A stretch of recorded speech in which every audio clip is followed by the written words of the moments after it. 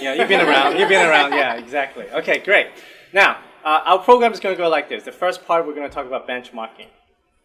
Why do we need to talk about that? You will know afterwards. Then after that, we're going to watch 2 speech. And then we're going to do a little counting, where you'll be doing the marking as if you were a real judge in the contest. And then we do the analysis of the speech. All right, so this is basically how the program is. And then the last thing is we'll be focusing on to what should you really look into as a judge. All right? Okay, so let's get started with benchmarking first. Now, number 1, let me pass you a little paper first. We're going to do a quick experiment. Is that we have 3 bags of chips right here. Thank you. And you will be evaluating the chips. Now, the paper you're about to receive, you should have the table right at the top that has actually divided into the different categories. All right, you have the crispiness, you have the saltiness, you have the flavor, and then you have your enjoyability, whether you enjoyed it or not. All right? Yes. And then you need to give a score. And the scoring has been given to you already. Whether you find it excellent, you give it between 10 to 7. You find it, kind of good, then between 7 to 5. And then if you find it fair, 5 to 1. You notice I don't give a 0. Because I think it's rare in Toastmasters you give a 0 for anything because you have the effort points at least. All right? So this is the way it's going to be. We have C is right here. We'll have B is right here, and then we have. Yep. Yeah. Okay. We have A, B, and C. There. You see? Already? So the guys who arrive on time get the special bonus of the Christmas. Right. So you guys can all come up here right now. Test it according to whichever order you want. You can be C, B, A, or A, B, C is up to you. Okay. So this one is A, Yeah. this one is B, this one is C. So I'm going to give you right now about 5 minutes. Try to taste it and then mark your points for that. And then afterwards you need to place which one is the first place for the chip, which one is the second place, and which one is the third place. Okay? We're going to talk about that very soon. So go ahead, please all come up to the front and have a little taste. Majority. Wow, okay. Okay, how many put C? Goodbye, C. Okay, nice knowing you. Oh, poor C. Okay. All right. So let me ask you this question. Very simple. It's as you go through the tasting. What did you do after you tasted the first one? Yeah, you bought your bottle of water, and what did you do? You refresh yourself, okay. Why is that important? To make sure I can refresh it. Okay, so it becomes fairer, it's easier, right? Good, good, okay. What else did you do? Besides that, that was the first one, okay, and then... Very first thing I did is try to understand what the marking criteria was, what you mean by salty, so Yeah. get a starting point. So the maximum, was the maximum the most salty? Or Yeah. was the maximum the most salty that I know? Yeah. Do you know what I mean? So you just Yeah. get a kind of benchmark so that I could put something, because I didn't think what A was the most salty, but I didn't think it was the most salty thing I've ever had. Right. Mouthful of salt water. Good, so you're making a little comparison about your own experience, and then making a benchmark for it. Okay, good, good. What else? Yes? Actually, what I'm looking at is criteria. Mm. And then I feel all the others make sense except for the saltiness. Yeah. Because it wouldn't be the most salted. Mm-hmm. It's the best. Yeah. It should be something at a moderate level. Right, But good. the others can say, oh, I really like the best flavor. Mm-hmm. So I'm looking at the criteria, trying to use what is my criteria for saltiness. Excellent. Good, good. Any other answers right here? No? Actually, all these answers are very valid. And that's what you do as a judge at the same time. Except that we use speech. We use people. Except you can't taste them.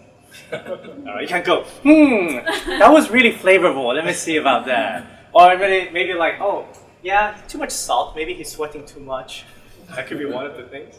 So one of the things is, as a judge, the first thing to know is you need to understand that when you are tasting things from A, B, and C, you need to readjust yourself.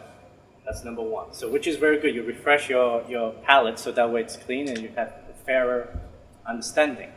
Then secondly, is you need to find your own criteria. You need to find, okay, this is my criteria for what this should be a good one or what this is a bad one. Because as a judge, we are all different. We value different things. And that's something that we'll be focusing on as well. Even though we'll be talking something, as we always say, being a judge, you need to be objective. Right? But technically, you can't be objective because it will be subjective in the end. But you'll be doing your best in terms of the criteria. So that's number one thing. All right? And then there's a last thing is I'd like you to also keep in mind. Have you tried to readjust the score? Yes. Yeah. Because after you taste the first one, you mark a bit. Then you taste the second one, you mark again. And then taste the third one, you mark again. Right? So if you are able to, you are allowed to readjust your score. Because your standard for the first one could be, let me see what this is. And you're kind of holding back. Maybe this is not the best yet. Let me try the second one. Right? And when that happens, you're readjusting your metric, your measurement. So today, what we did here is something for you to keep in mind. When later on, when we watch the video, you are allowed to actually readjust your judgment, your scores, according to what you think after you saw everybody.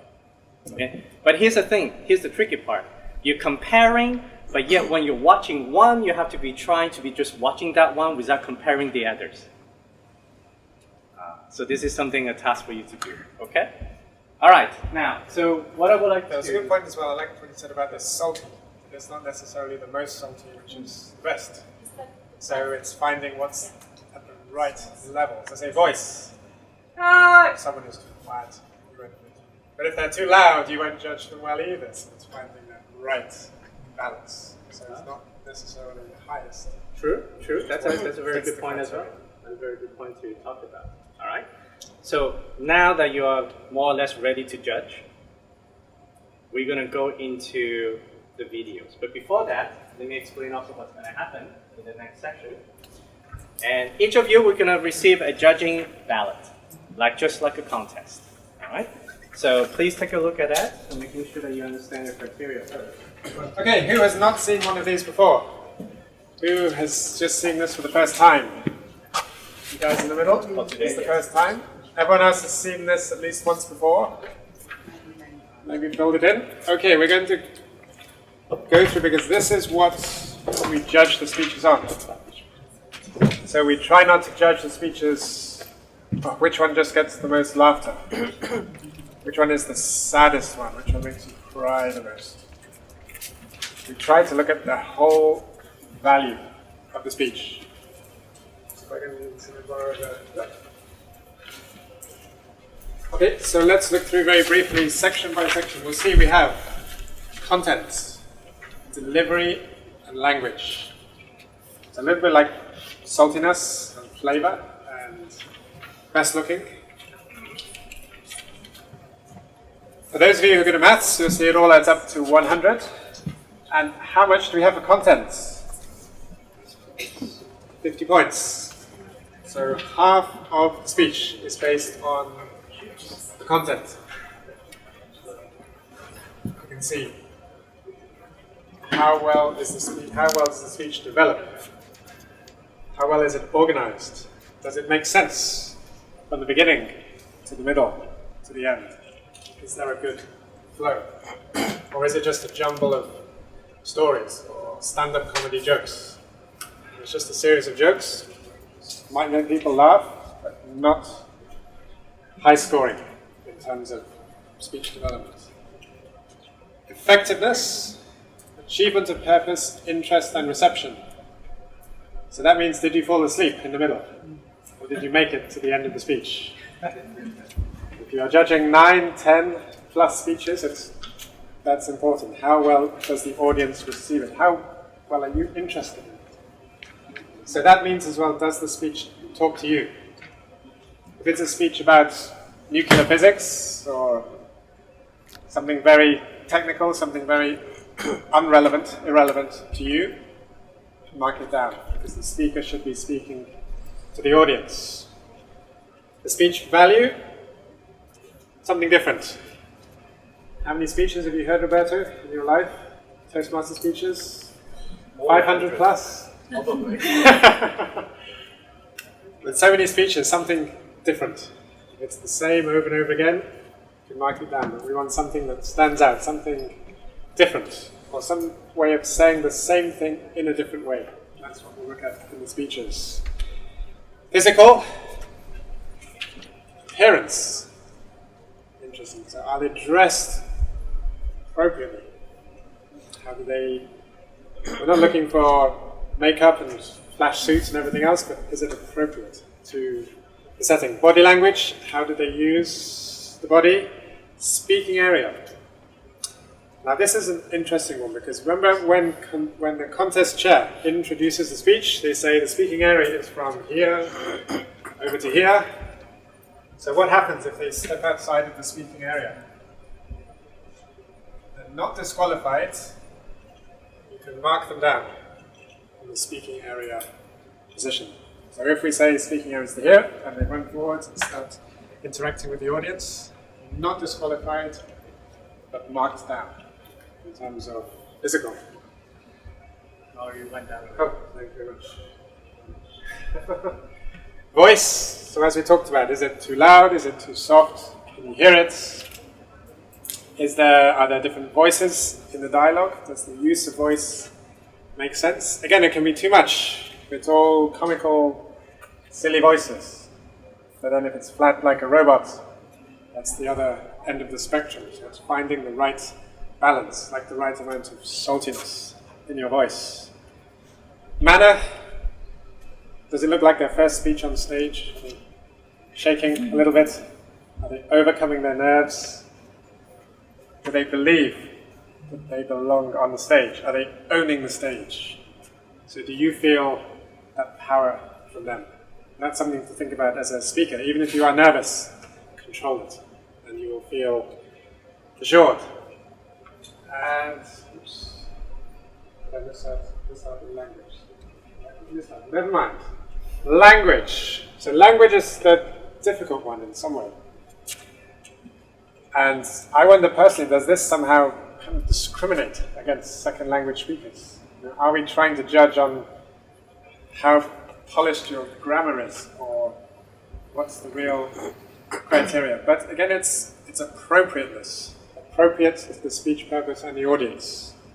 So if the audience understands it, I think it doesn't matter. It doesn't have to be Oxford English using technical jargon, because it's what speaks to the audience. So it's what you feel is appropriate. And correctness, again, we know we're going to make some errors, but basic things like pronunciation, if you're pronouncing words wrongly, if you're completely getting the grammar wrong. Word selection, that's where you can be a little bit poetic. If the speaker's using words, using phrases that you remember at the end of the speech, that you can mark up. So it's a small area, just 20 points, but it can make that little bit of difference. It's turning a good speech into a great speech in terms of word selection and appropriateness. So this is what we're going to judge on. This is what we want to try to consider throughout viewing the speeches. Roberto, do you have anything to add? Yes. Before we actually watch the video, I'd like to split you into two groups. All right. So just count 1, 2. Just 1, 2. That's it. Okay. So 1, 1, 2. 1, 2, 1. Okay. All right. So this is what's going to happen. Please, all the ones, you guys can sit on this side of the room, and all the twos can sit on that side of the room. At this current moment, I would like you to imagine yourself right now that you're in a real contest. You're about to watch these two speakers, and you're going to judge them to be the winner. So you have to be in that mentality right now. It's no longer the training. Alright. So judges, always be ready with a pen. So we're going to watch the first speaker. And just like a contest, I'll give you 1 minute to do your calculations and remarks. Alright? Our contestant, John Edwards. Boxes. Boxes. John Edwards.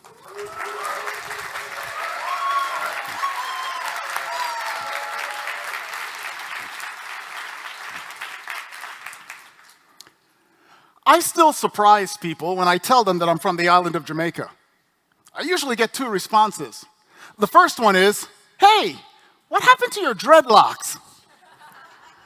And the second one is, "Hey, what happened to your accent?" Mr. Contest Master, fellow Toastmasters and honored and distinguished guests, about this idea of long braided hair that we call dreadlocks, you should know that I was a tall, skinny, stick figure kind of kid growing up, and I just simply got sick of people flipping me over and using me for a mop. About this idea of my accent, now that has a lot to do with boxes. We had just arrived in the United States in the early 70s, and things were still pretty tense from the racial conflicts that existed here in the 60s. There was an expectation that you would fit into a box, who you hung out with, how you dressed, how you spoke. And here I was, a young, naive immigrant boy. My peers would command me to, no, they would demand that I speak. And then when I did, they would make fun of my accent. That became motivation to mitigate my accent. It was much worse than that. I was brutalized and beaten. I would be regularly bullied and beaten because I did not fit into the box. There were rules to follow, and I did not know that I was not supposed to have a white friend. I knew that I was on the outside of the box, but I wanted so much to be on the inside of the box, but I didn't know how to fix it. I didn't know how to get there. After all, I was only 8 years old. I wanted so badly to fit in. I wanted so badly to hang out with all the other kids in my neighborhood. You should remember, I came from a country where our response to everything pretty much was, "No problem, man."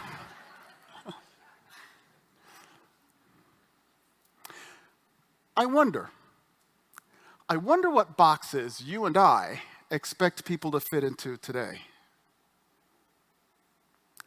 The violence had gotten so bad that we had to move.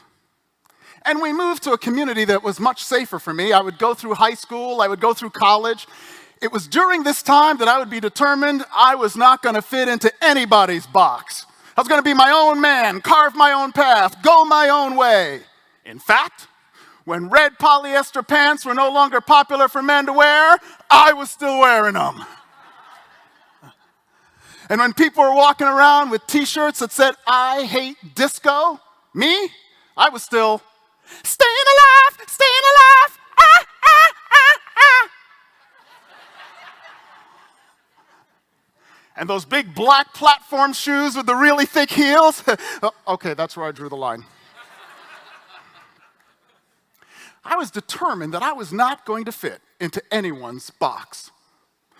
During that time, I would meet a young lady, we would get married and start a family after college.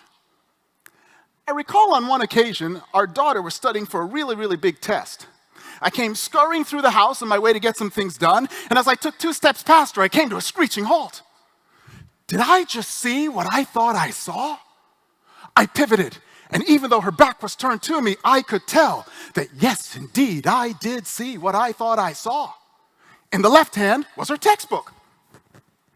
On top of her head was a headset blaring her favorite music. And in her right hand was a cell phone. And she was text messaging. Oh, that is no way to study for a test. I took a deep breath, prepare to enter into a parental behavior modification moment. And that's when a familiar voice entered my head. Hey, John man, wait a minute. Isn't this the young lady who is in the National Honor Society because of her high academic achievements? Maybe you ought to just back away, man. Back it up, back it up.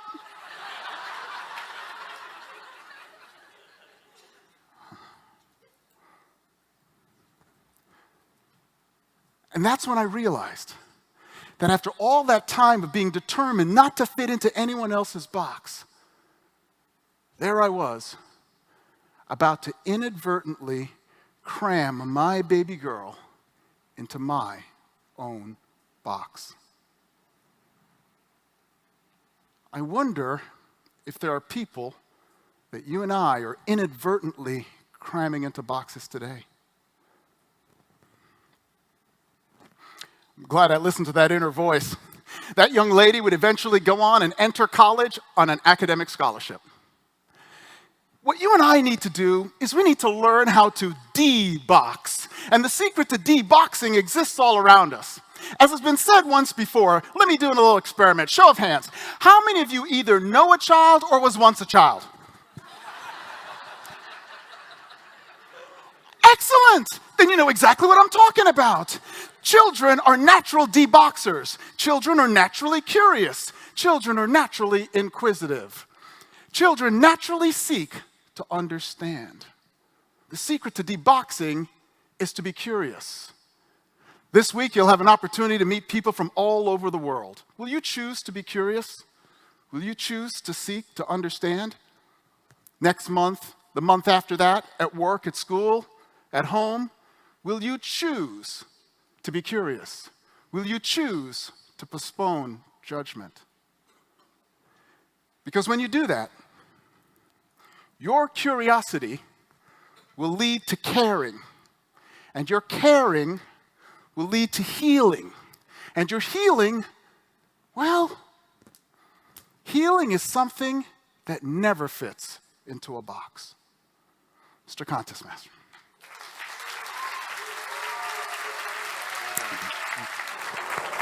You have 1 minute of sign-in right now. Please look into your form and start putting the scores.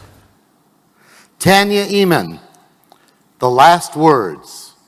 The last words, Tanya Eamon. Thank you.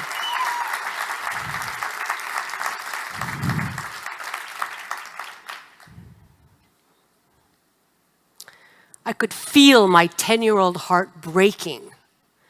The last words I heard before were, "I love you," before he turned his back and walked away. I can still see the license plate getting smaller and smaller.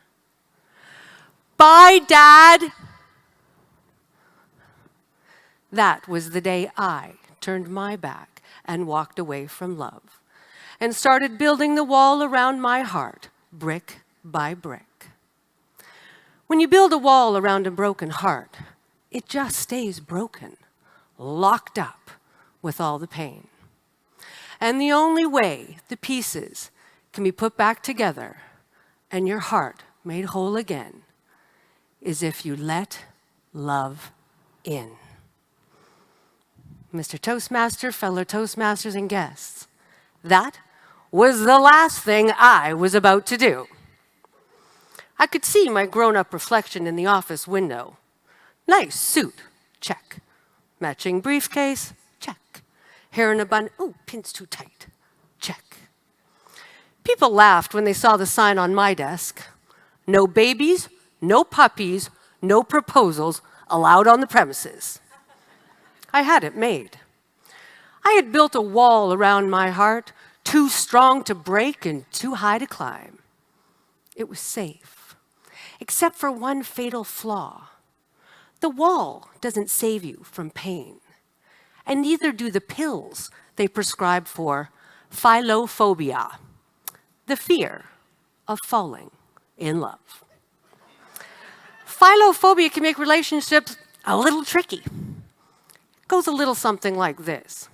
You need to be able to see the end of the relationship at the beginning, so you can start working through the relationship being over before it starts. So when it ends, there's really nothing to cry about. It's kind of a proactive strategy for a person like me, and I was good at it. Couldn't remember the last time I cried. My relationships went like clockwork. Then something happened. I was at a party when these warning signals started going off in my head. I started looking around the room, and there he was, staring straight at me. Our eyes locked. I tried to look away, but the electricity was lighting up the air. My heart started pounding. I wanted it to stop, and so did my date. So did his date. But in that one electrifying moment, I knew without a doubt I was staring straight into the face of my future. I did the only thing I could when he called. I hung up. I refused to date him, but he wouldn't stop. We became friends, best friends. With him, I could peek over that wall. I shared every secret, every dream, and every fear I ever had. I knew he would keep it safe. Only love leaves. Best friends stay forever. Until one day, he looked deep into my eyes and whispered softly, "Only you can stop loving me. I will never stop loving you." So I left him. The last words I heard him say were, "I love you," before I turned my back and walked away. When you build a wall around a broken heart, it doesn't grow. My 10-year-old heart made all my decisions. I went back to my old life, surviving lonely, loveless nights. I was always the first one in the office. Nice suit, matching briefcase, hair in a bun, oh, still too tight. When there he was, holding the sign. No babies, no puppies, no... Was that a tear falling down his face? "Dad, what are you doing here?" I came to give you this letter. Please read it when you have time.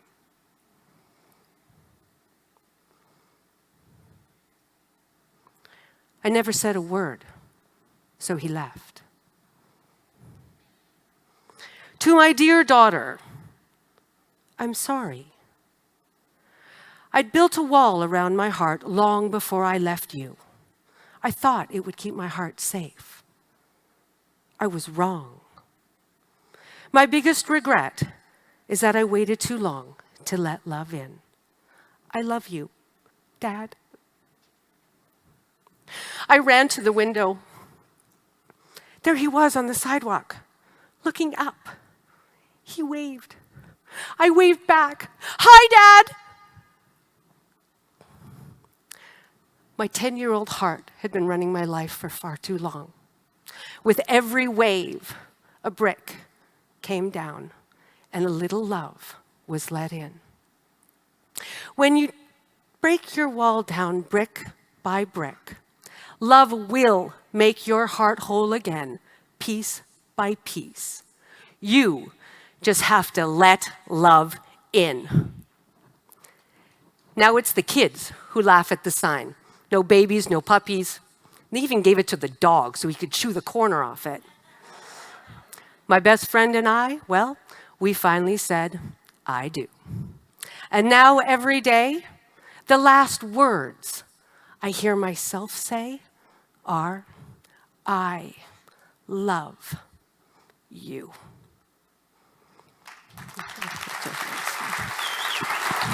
Okay, please put down the first and the second. At the bottom of your form, you have a little slip. That part you can fill in the name, who you think is the first one, and who you think is the second one. First one is John Edwards.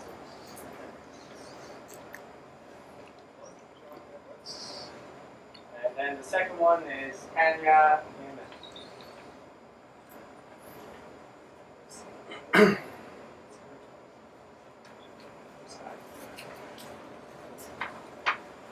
Now that you have marked down the first and the second, here's the last thing to check. For those of you who have been judging, what's the last thing you need to do before you submit that? Sign. That's right. Make sure you sign it. What happens if you don't sign it? It's going to be void. Yes. So that's a very important part as a judge you need to remember. Even if you've been told at the beginning, you may have forgotten, just make sure the last moment you sign that. All right. So now that you have signed, and you will need to submit it. So go ahead and just carry it off. And your group is going to help them count their ballots. I'm going to show you the form. Okay. Now if you look at this form right here in front of you, this is what the ballot count, what the chief judge and the ballot counters will be doing. They'll be writing down the name of the judge, and then they'll be writing down the speaker, and also at the same time whether that speaker received how many points from the judge. So if you place any of these speakers here as the first one, they'll get the 3 points. So imagine this is John, not John here, but John there. Then you put down John right here, and then let's say we have Christina right here. She put him as a first, you write down 3. If you're second place, you give them 2 points. Right? And ultimately, you tally up the total and see who wins. Now, this exercise, what we would like to do is this.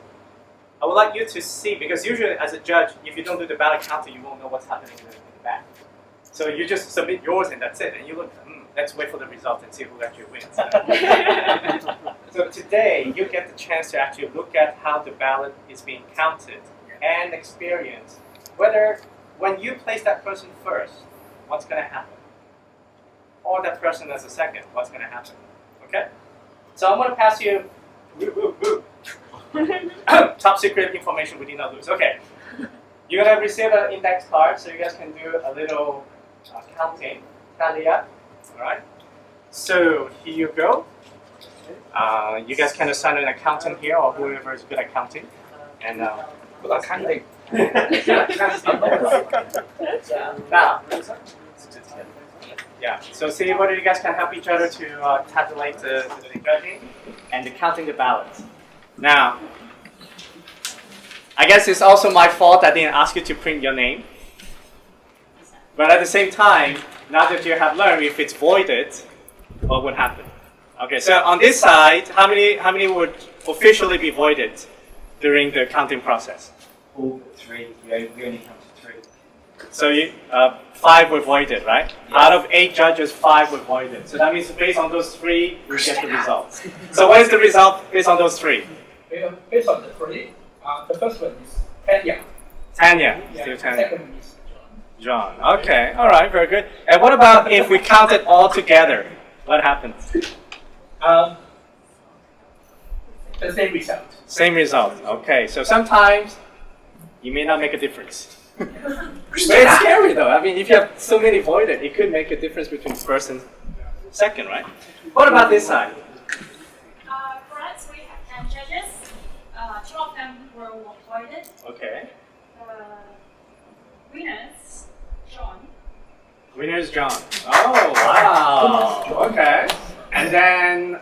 Even if we counted the voided ones, that's just Still the same. All right. Excellent. If we combine them all together, because you had so many voids and you came out with Tanya, so just the winning ones would be one result.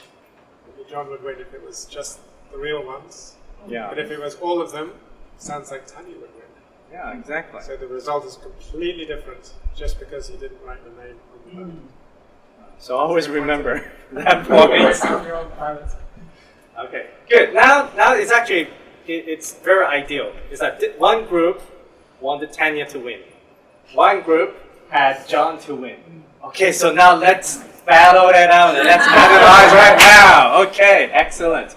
So the next part, we're going to analyze the effectiveness of it. All right? And this part, I will not do a lot of lecturing because we have various groups here. We have various people of various level of public speaking. So I'd like you to combine all your knowledge together to discuss the three things. Number one, the message. All right? First of all, identify the message. If, let's say, I believe this is your group right here. Because this is the group that chose Tanya to win first. No, yes. Yeah, Tanya, because this one. Yes. I'm fair. So you chose Tanya. So I want you to discuss why was she more effective in terms of the message over John. For you, it's the same thing. Because you are the complete opposite, which is you chose John. So why was his message more effective than Tanya? I'll let you kind of discuss that first right now as a round one for discussion. Okay, I'll give you 3 minutes. Gather different ideas together, and we come back for a little quick debrief. All right. Ding, ding, ding, ding, ding, ding, ding, ding, ding, ding, ding. Please come back. Please wrap up. All right, we're gonna have an exciting little debate right here between who should really win. Okay, but let me draw them back a little bit first. Okay? Thank you. Okay, so why was Tanya's message stronger? She's a good storyteller. Good storyteller. All right. Good Okay. storytelling. Let's have a point from this side. Well, then we would say that John is a better storyteller. Okay. Well, All right. let's back it up. First of all, he uses his own experience, and not only that, he derived a theory about his own experience and applied it into his after reasonings, into other people's situations, and into his own daughter's situation, and into his own reflections, why you shouldn't think this way. And then he did it one step further. He takes on to not only developing a theory that about we should be unboxing, he also developed why we should unboxing and how we should unboxing, which is reverting to a child. Okay. Okay, So now before we continue, I've sensed it could be a heated debate right here. So remember, this is all friendly fires, okay? In case you guys have anything, Chips is right here, all right? Okay. Don't worry, I know him well. All right, good. So we have storytelling, theory, personal stories. Okay, good. Can I add on my point? Yes, go ahead. Yeah, She used power of three. power Be three. message. Okay, good. Okay. Can we hear? Any more you want to add on? Well, I think Tanya is a better storyteller, not just because she touches everyone's heart. If you try to digest her speech more, you can find it's a very smooth and well-planted flow.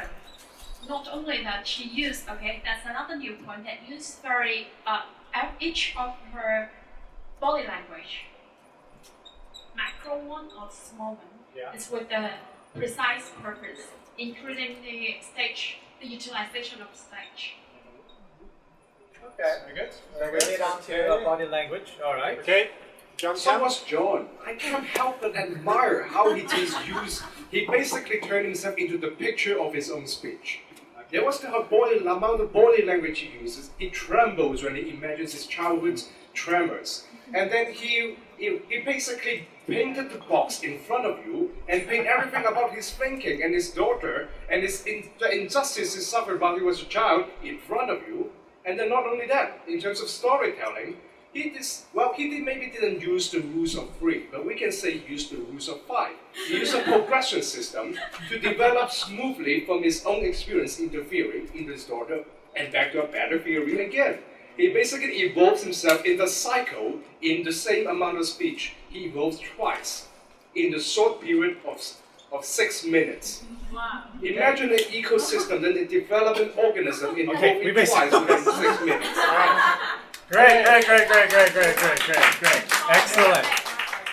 All right. I would like to add that Yes. John adds a lot, and he tells us a lot of jokes. And whereas Tanya is more sincere. You can feel her heart totally. And I think John is more like a comedian rather than a storyteller. What on earth is more sincere than satirism and sarcastic jokes? Other than that, what can be more sincere than sarcasm? Okay. Sincerity. I think you're right. Maybe you did feel it's sincere, but the criteria specifically says how the audience respond to it. And the audience responded better to his jokes. Sincere or not, it doesn't matter. It's how the audience responds. Thank you, John. Okay, so let me pause real right here. Cool off, everybody. Go to the corner right now. Go. There's water over there. Please cool down. All right. So first of all, I'm glad that you guys are all very observant, and I can tell you all have knowledge about what public speaking is, obviously. And you hit on a very good content, right? You're talking about personal stories, where he actually is able to develop a theory, you say, right? And on this side, she's more balanced. You feel that her structure has a bit more cohesiveness to it. So the question is, I would like to ask you, before we go on into even further debate, I'd like to ask one little question. Let's talk about logic. Let's talk about the logic. Emotions, I think everybody can sense that she's sincere and you guys have to laugh and everything else. Okay, let's talk about the logic. I would like you to think about, towards the end, was there anything that was illogical inside either of this speech? Did something not make sense? You can say by the very nature of speech, especially sincere and thought-provoking speeches, they have to be illogical. It's a requirement. Okay, that's an interesting thing. I will accept that. Yes. Actually, I feel a little bit confused by the Tanya speech. By the beginning part, she say waving, saying goodbye, and then the broken heart is built up. Because I have no idea how that's a broken heart. I just don't see any association, and she keeps talking about a 10-year broken heart. So. Good. Excellent point. Thank you. All right. Yes. Anything on that side? I think I found the king back. That's the part that a bit like doesn't make sense. Okay. Yeah. Kind of an out of the blue sudden. All right. Anything for John? Anything that you find John's speech was a little bit illogical?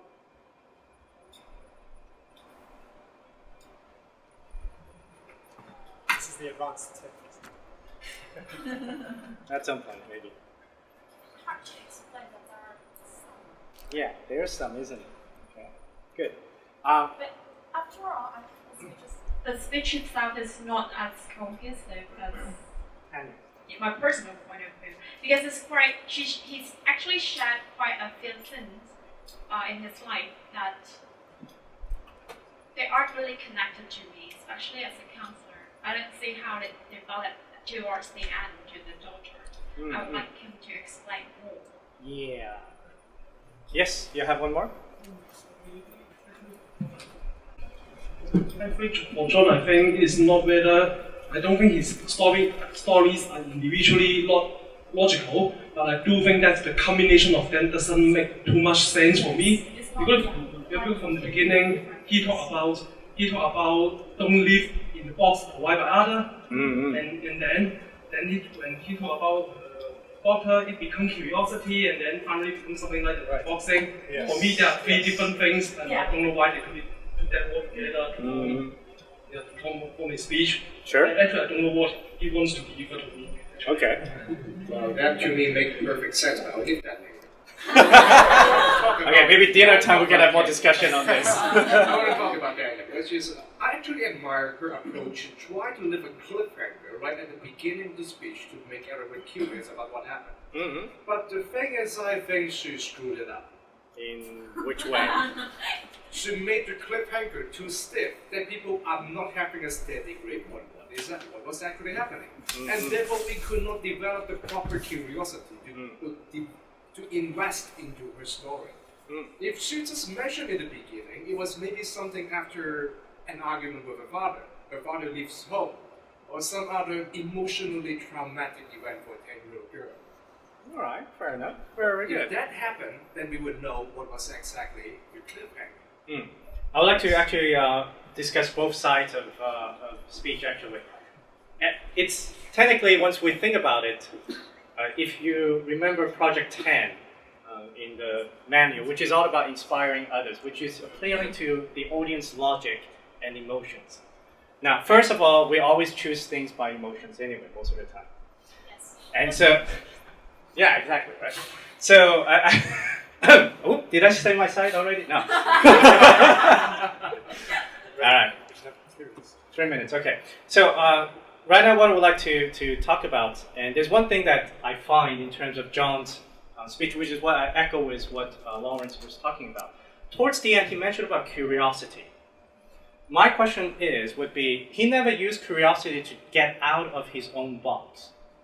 He actually was because of environment issues, so therefore he actually got out of it, not because he used curiosity. And then the next step would be thinking, okay, how does really curiosity leads to healing? That's some of the questions I have in my head at this moment when I was listening to it. So that's something that throughout the whole part was fine until towards the end.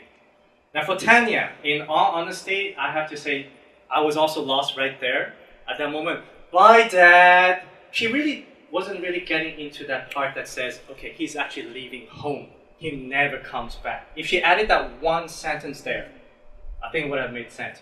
But there are people who will be able to kind of guess what happens, so therefore they can continue to invest into it. So as you guys can see right here, what I would like to say. So I'm running a lot short of time right here, but I'll let you go. Go. I agree with you. I think it's a really important point, I think.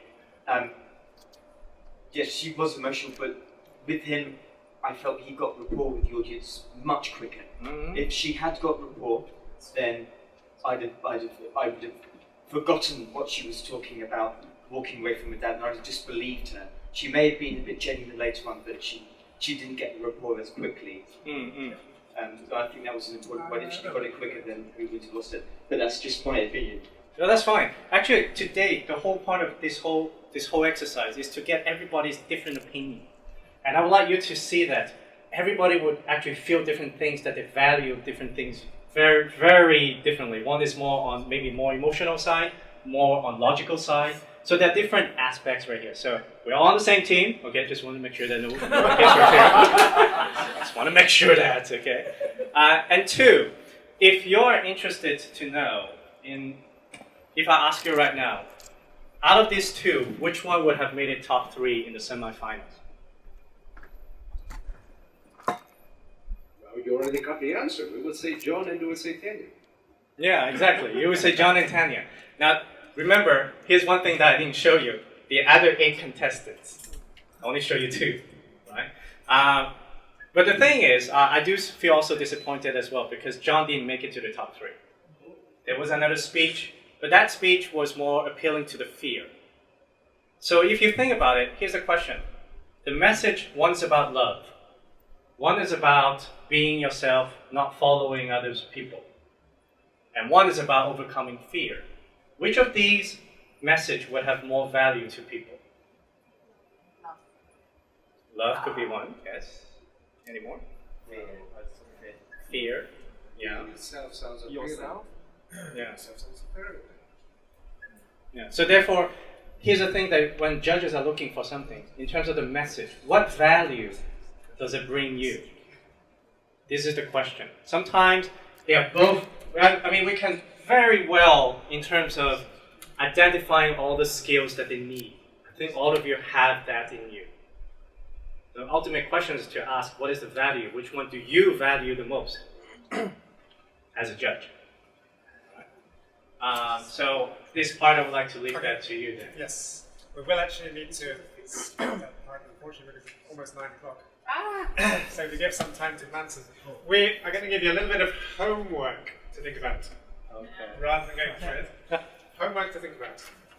On the bottom of your crisp form, if you still have your judging the chips, I want you to think about value against entertainment. Yeah, maybe I want to use the mic a bit closer. Okay, so think about your favorite movies. So choose your top 5 favorite movies in terms of what's most memorable. What are the most memorable movies you've seen? Chinese. Doesn't matter. Doesn't matter. It can be English or Chinese. Think about the most memorable ones that stick in your mind. Maybe you saw them 20 years ago, 30 years ago. Which ones stick in your mind? Think of 5, rank them, and then think of why. Why do you like them? Why are they memorable? Why do they stick in your mind? If it's only one, then it's only one. But why? So you might see a lot of movies, Avengers, Superman, Batman, a lot of fun. You enjoy them and then you forget about them. Maybe there are some movies which aren't so fun. They're not full of laughs, they're not comedies, but they stay with you for the rest of your life. That's the effect we want to get in speeches. It's having that value. For me, maybe a movie that sticks with me for the rest of my life might be Terminator 2. Hey, me too! Hey. We agree on something.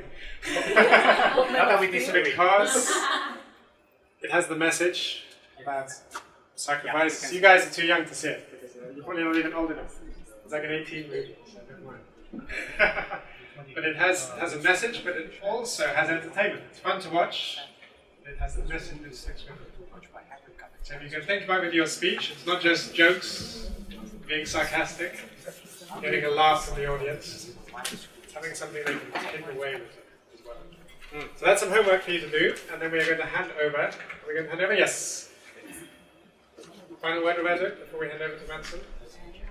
No, let's hand over to Manson. Okay, so Manson is going to talk you a little bit through the mechanics. Thank you, Roberto, and thank you, Matt. Give them a big round of applause. Good evening, ladies and gentlemen.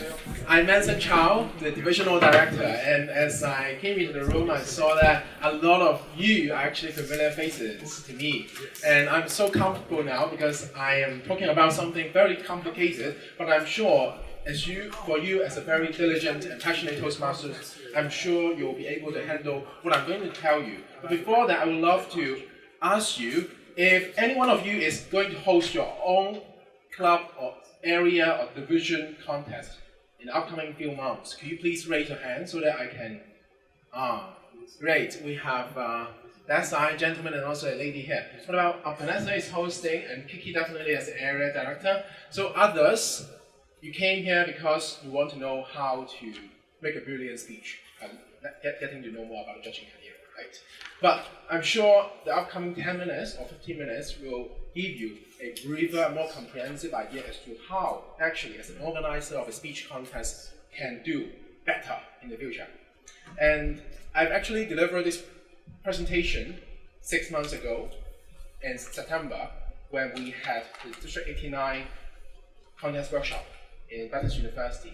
And at that time, a lot of people found that this checklist is very useful for their own contest preparation, no matter whether it's a club contest, area contest, or even the division contest.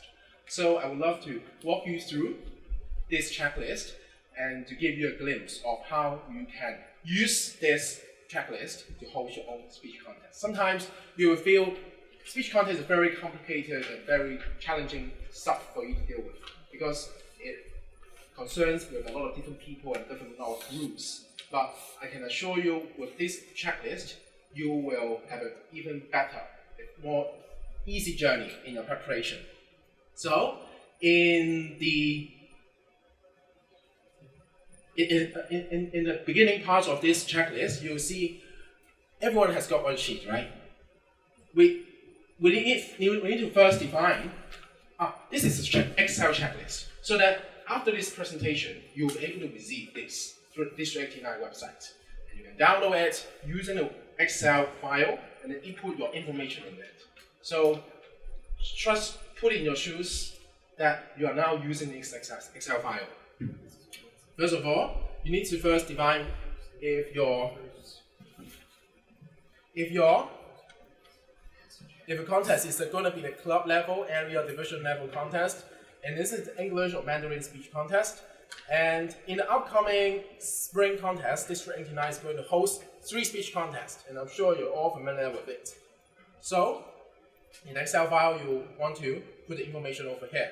And also the date and the time of your own club contest. And venue is also very important. So the first 3 lines here are all the basic details that you need to fill in the checklist. And upcoming, you'll see a total of 11 points down to the bottom. So what are these? The first one is about booking the venue. Without a venue, we can't do anything. So in the checklist, we want to first put the venue information over here. Whether we have already secured the venue or we are still in the process of securing the venue with someone else. And I'm going to walk you through the checklist very briefly. And when you go back, when you're traveling back home, you may want to read this checklist once again because we don't have enough time today. And you can see from 1 to 11 is actually arranged in a chronological order.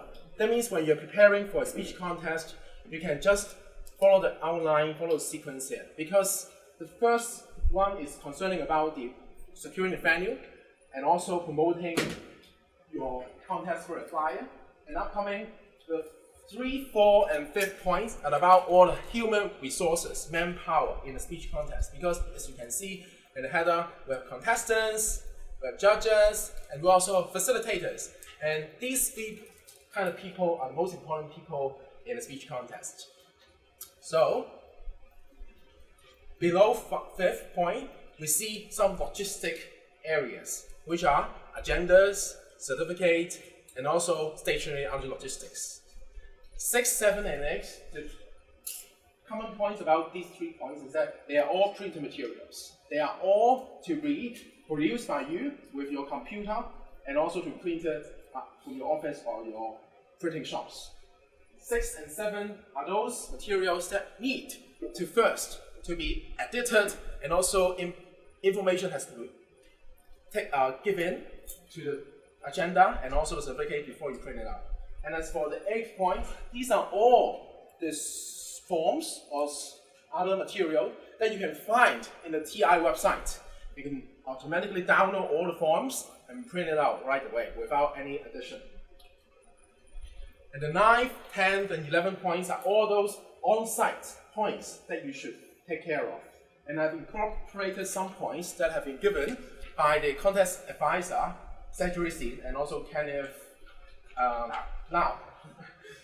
As you can see, in the contest, we want as many people to come to support the contestant and also you as a contest chair. So we might want to promote a contest through a flyer or other messages as soon as possible. So you should have a draft date for your flyer and finalize it before some kind of date and put it online and offline and then send to those people involved in the speech contest. So these are all the dates that you want to write in the checklist so as to remind you when the day comes, we should release the flyer. And same goes to here.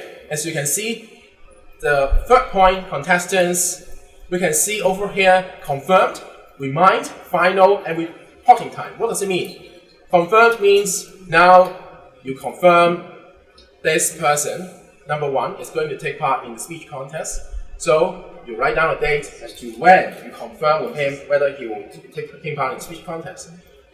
At least 2 weeks before the speech contest, you will remind him through email and also WhatsApp. These are 2 more channels that I really suggest you to use concurrently.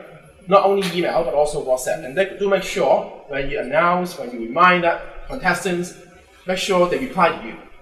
Otherwise, when the contest day comes, will complain to you that I never received any email or messages from you. But we actually did. So do remember to receive the feedback and reply from the receiver. As to how to remind the persons, 5 Ws and 1 H. What does it mean? What is the contest? Why is he taking part in speech contest? Because he has proceeded from his club level to the area level, or area level to division level. And when is your area or division speech contest or club level contest? And where is it going to take part?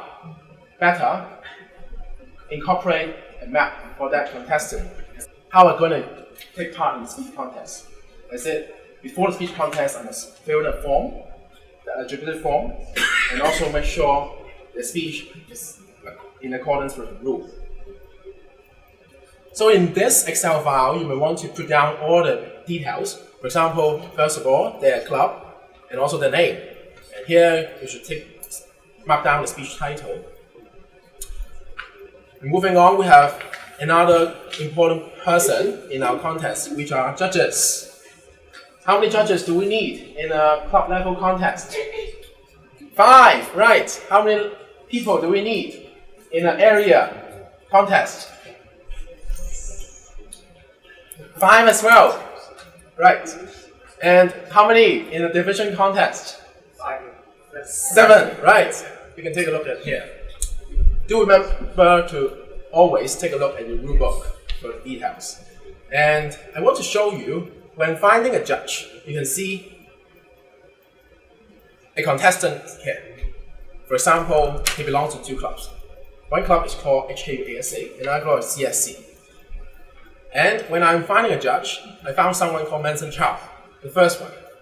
But here, I've got to know him from HKUASA Toastmaster Club. And this person is clashing the club with this person. So, can he still be a judge? No, right. So, this column and this column are particularly important because when you have all the judges' information over here, when you have got to know all the clubs that they belong to, and also all the contestants' clubs, like Matt belong to 6, 7 clubs, and you write down all the clubs here, and write down all the clubs that the judges belong to, and cross-check these 2 columns and see if they clash. If they clash, this judge, like Manson Chow, should not judge the Mandarin speech contest as here, because this contestant, number 1, is going to take part in the Mandarin speech contest. So I'll black out this box and to put the second person, third person as the other judges. Moving on, yes? The tie-breaking judge. Yes, tie-breaking judge. What is a tie-breaking judge? Right. In a speech contest, it might happen that we have equal results from different judges. That means what does that person supposed to do? Tie-breaking judge need not attend the judge's briefing at the very beginning. That means only the chief judge, as well as the contest chair, will get to know about his identity. Other judges will not know whether he or she is a tie-breaking judge. And when the tie-breaking judge ballots is going to be collected at the end of the speech contest, the ballot counter or the chief judge will individually go to that tie-breaking judge to collect their ballots. They have a special ballot, so they don't just rank the top 3, they'll rank everyone. Maybe we can take a look at this area. We have stationery, logistics. As you can see, this column is for judges. And we have a number of different ballots. 1172 is for international speech. As you can see, 1188 here is also for international speech. What are the difference? One is for the ordinary judges, another for the tie-breaking judges. So the 2 ballots are totally different, and they have to be dealt with differently. Also, I share that being a tie-breaking judge, you need to give points for everybody. You don't just select the top 3. So this is what the tie-breaking judge is top 3. Right. And then moving on, we have facilitators. Facilitators are all well known to you. I'm not going to go through it to you. But those highlighted, bolded words are those key persons that you should find in the speech contest. Contest agenda, certificates are those important materials in a speech contest. And stationery, larger logistics. And here I write number of copies. And I've stated a number of different copies for you as a reference. When you're preparing for them, refer to this table, and I'm sure you'll be able to finish it really easily. And then finally, briefing, treasurer, and others. Because time is running out, and I'm going to close my presentation today, because a lot of you are very seasoned Toastmasters, and I'm sure you'll be able to understand the whole checklist. And I look forward to hearing from your success story of using this checklist and how it can help you in your preparation And even though you are not a contest chair this year or in the upcoming years, and I'm sure if you understand the whole rationale behind the preparation of this checklist, you will be better Toastmasters. I'm so proud of you. Thank you very much. To wrap things up, I would like to just kind of give a little recap of what just happened today, just to make sure that you all understand why you went through this training. Okay, number one, judges training, it's important for that way you can learn to appreciate what is a good speech. So this is the important part. But more importantly is that you need to look into, okay, what is the value that the speaker is bringing to you? Matt earlier was talking about, which movie you like the most. Is it because of the entertainment or is it because of the value that it brings? So there's sometimes when you look at the contest results, it's like you thought that one should have won, it brought a lot of value, but yet the other person has, So it probably means that at that time, the judges, they value something more than the others. All right. But what we're trying to convey here is that a speech should bring a value to enhance the person's quality or to enhance the person's personality. So that's what this training is for, to help you to see how they're doing that, number one. Two is, what can you do as a judge? Now, of course, if we look at the chips right here, only one bag is left. So we know which one you guys like the most. And interestingly enough, the middle one, which is the have a less stronger flavor. So maybe because it's healthier, or maybe because it has less salt, something that you guys prefer. So it all depends on what you value. And I'm hoping that you guys will take that out from this judge's training. All right. So that is all I have to say. Okay. Yeah. Thank you, Roberto. Yes, echoing, following up what Roberto said. Judges are the most important people in the room for a contest. Because the whole result rides on what those judges pick. So we need to be as objective as we can. So it's not choosing who is your favorite speaker, but who gave the most value, as Roberto said. Which speech gave the most quality. Let's just think back to John and Tanya. What was Tanya's message? Yeah. What was John's message?